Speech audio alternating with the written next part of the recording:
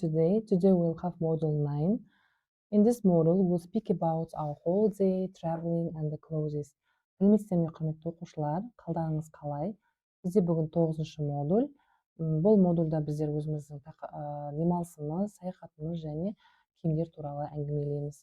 9-шы модульді 4 сабаққа бөлдім.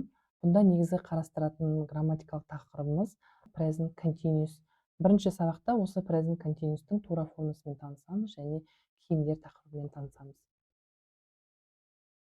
Киімдер бізде ағылшынша clothes, киімдерді кию деген етістік бізде to wear.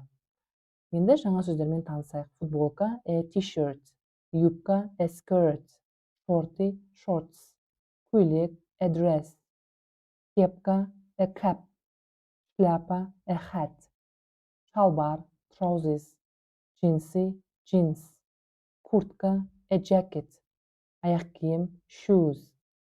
Мына жерде байқаған болсаңыздар, кейбір сөздерді a t-shirt, a skirt деп жекеше формада айттым, ал кейбір сөздер shorts, jeans, trousers, shoes дегендерді көпше формада қолдандым. Неге? Себебі олар мысалға аяқ киімдер 2 штуктан тұрады, шалбар, шортилар 2 балақ болғандықтан оларды үнемі көпше формада қолданамыз. Сонымен жаңа сөздерді бір қайталап өтейік. A t-shirt, a skirt, shorts, a dress, a cap, a hat, trousers, jeans, a jacket, shoes. Жақсы, енді келесі бізде грамматикалық бөліміміз present continuous. Осы уақытқа дейін сіздерге айтқан болатынмын, осы шақтың 2 түрі бар, present simple, яғни ол қайталанатын іс-әрекеттерді білдіреді.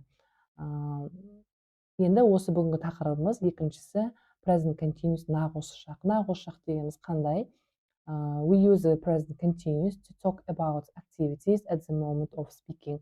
Present continuous'ты дәл қазіргі осы сәттегі болып жатырған әрекеттерді сипаттау үшін қолданамыз. Мысалы, мен жазып отырмын, мен сөйлеп жатырмын, мен сурет салып отырмын деген сияқты қазіргі моментте болып жатырған әрекеттерді айтқанда қолданамыз. Енді оның жасалу жолы қалай? Болымды түрін жасау үшін бастауыштан кейін to be етістігін қолданамыз. To be етістігі өзгереді, білеміз, am, is, are болып. Және соған қандай именно әрекетті айтайын деп жатырмыз, сол етістігімізге, мына verb етістік ing жалғауын жалғаймыз. Сонда қандай болып шығады екен?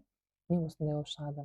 Бастауыш тұрады, сөйлемнің орналасу тәртібі, бірінші бастауыш, бұл жерде жүктеу есімдіктері келеді, немесе адамның аттары басқаша сөздермен де келуі мүмкін. Одан кейін to be етістігі өзгереді, айдан кейін am, he, she'ден кейін is, we use they'дан кейін міндетті түрде are өзгереді. Содан кейін қандай етістік қолданайын деп жатырмыз? Мысалы, оқу деген болса, read бізде, оған ing жалғауын жалғаймыз. Сонда reading болады. I am reading. Мен оқып отырмын. He is reading. She is reading. Біз енді жансыз заттарға, жануарларға оқып отыр деп айта алмаймыз. Сондықтан мына жерде it is running деген етістік алдым. Одан кейін біз көпше формада біз оқып отырмыз. We are reading. You are reading. Олар оқып отыр. They are reading.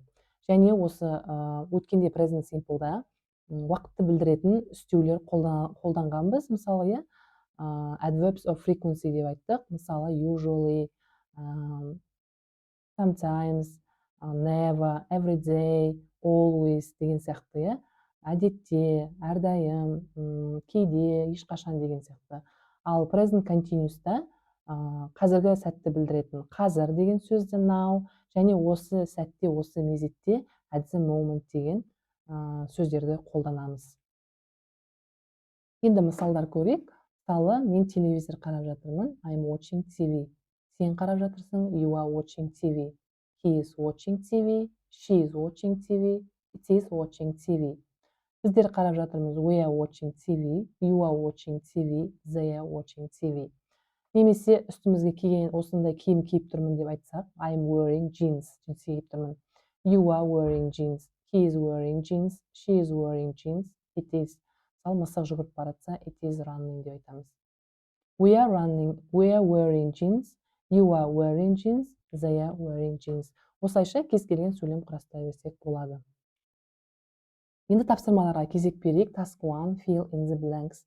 Мына жерде сіздерге жақшаның ішіне жетістіктер бердім.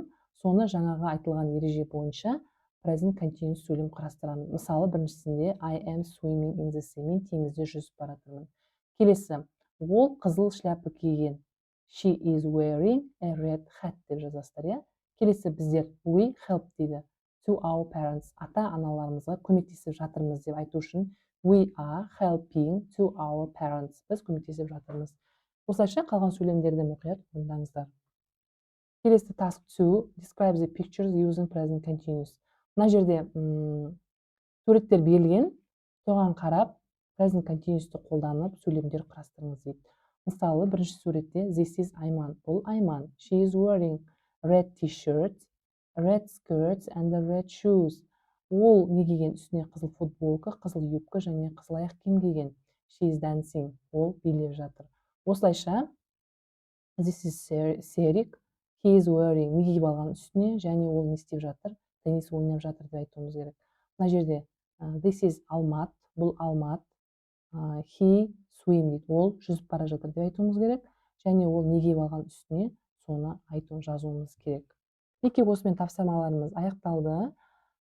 Видео сабақтың астында сіздерге арнайы тапсырма дайындап қойдым. Соны мұқият орындаңыздар. Баршаңызға сәттілік. See you next lesson. Goodbye.